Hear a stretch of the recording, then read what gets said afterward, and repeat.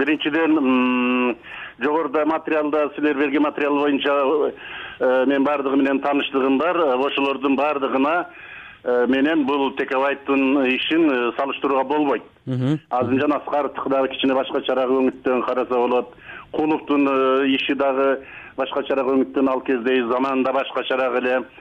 Текебаевдин иши бул таптакыр башка. Бул Текебаев деген бул Кыргызстанда эле эмес, Орто Азия, СНГ мамлекеттериндеги эң күчтүү, эң ири саясатчы катарында белгилүү. Анын үстүнө эл аралык деңгээлде дагы мунун аброю бар. Анткени себеби биздин көптөгөн мыйзамдарды жана эл аралык эксперттерден өткөрүүдө Венецияга, башка Женева ошого окшогон чоң дүйнөлүк шаарларга барып, ошону эксперттерден өткөрүп келген Текебаев менен башкаларды салыштыруу мүмкүн эмес. Себеби Текебаев деген бул эл аралык деңгээлдеги абдан биздин абройлуу саясатчыбыз.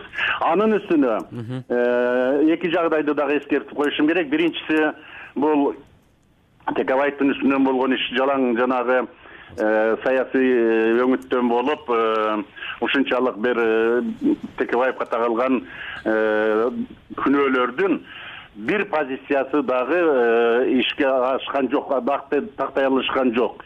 Экинчиден болсо бизде дагы жагдай азыр өзгөрдү. Мурдагы президентибиз Кыргызстандын жарымын өзүнө душман кылып алган президентибиз кетип, азыр жаңы президент келди.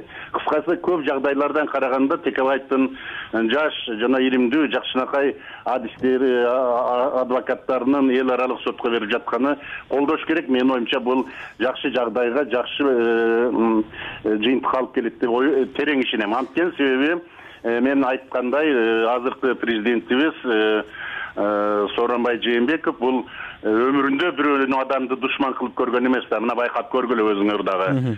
Себеби душманы жок, ушундай бир таза иштеген инсан. Ошентсе да мындай суроодо мына 5 күндөн бери былтыркы кабыл алган конституция толугу менен күчүнө кирип жатпайбы? Мына азыркы колдонуу дагы баш мыйзамда, демек дал ушул эл аралык уюмдарга, укугун коргоп кайрылгандарга артыкчылыктар дагы бир катар жоюлуп калган да. Эми бул жерде конституциябызда албетте бар, эми эл аралык уюмдардын берген кандайдыр эмеси бизге рекомендация катарында, сунуш катарында болушу ыктымал. Бирок бизге саясий жагы бар да. Биздин мамлекет ушу СНГ мамлекеттеринин арасындагы өтө имиджи демократиялуу деп ойлоп аткандан кийин Текебаевга окшогон ак жеринен күйүп кеткендердин, анан Текебаевдай абройлуу саясатчынын саясий маселелер боюнча түрмөдө жатышы бул менин оюмча эл аралык уюмдарда дагы менин оюмча муну тездетип, кандайдыр бир тезирээк бошонушуна мүмкүнчүлүк түзөт деп ойлойм. Менин оюмча жаңы шайланган президентибиз да буга макул болот деген ойдомун. Эми жаңы шайланган президенттен мурда сот реформасы бизде ошол бойдон эле турбайбы? Ал жагын кандай кылабыз? Кайра эле эми сот реформасы бул баягы чубактын курундай деп, бул өтө кыйын маселе экен. Менин оюмча муну дагы жаңы президентибиз ишке ашырат деген ой бар, бирок бул көпкө чейин созулуп калат. Эгерде биз жаңы сот реформасын реформалап, анан кийин тиги Текебаевдин ишин карайбыз деген бул кыйын болуп калат. Бирок сот реформасын сөзсүз жасабаса, ушул Текебаевдин үстүндөн болгон саясий маанидеги, саясий өңүттөгү адамдар дагы көбү ушундай кириптер болушу ыктымал. Ошон үчүн менин оюмча сот реформасын бизде түп тамырынан өзгөртүп жасашыбыз керек. Дагы бир толуктоочу суроо, мисалы үчүн Текебаевдин адвокаттары бүгүн эртең кайрылган ачат да, Бириккен Улуттар уюму жана башка эл аралык уюмдарга.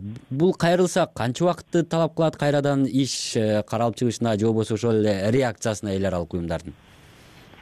Албетте, эл аралык уюмдарда бир топ процедуралык маселелери бар, алар бир топ убакытты талап кылат, башка да мен жана жогоруда айтып кеткендей, көп мүмкүн жылдарга да кетип калышкан. Бирок Текебаевдин аброю жана эл аралык деңгээлдеги, эл аралык маанидеги ушул юридикалык маселелерди чечүүдө көп биздин мыйзамдарды алып барып, жана Венеция деген комиссиясы бар, Женевада башкадыр, Американын кайсы бир эмелеринде ошого көп 20 жылдан бери каттап жүрүп, өтө көп мунун дагы ошол жакта тааныгандар, билгендер бар.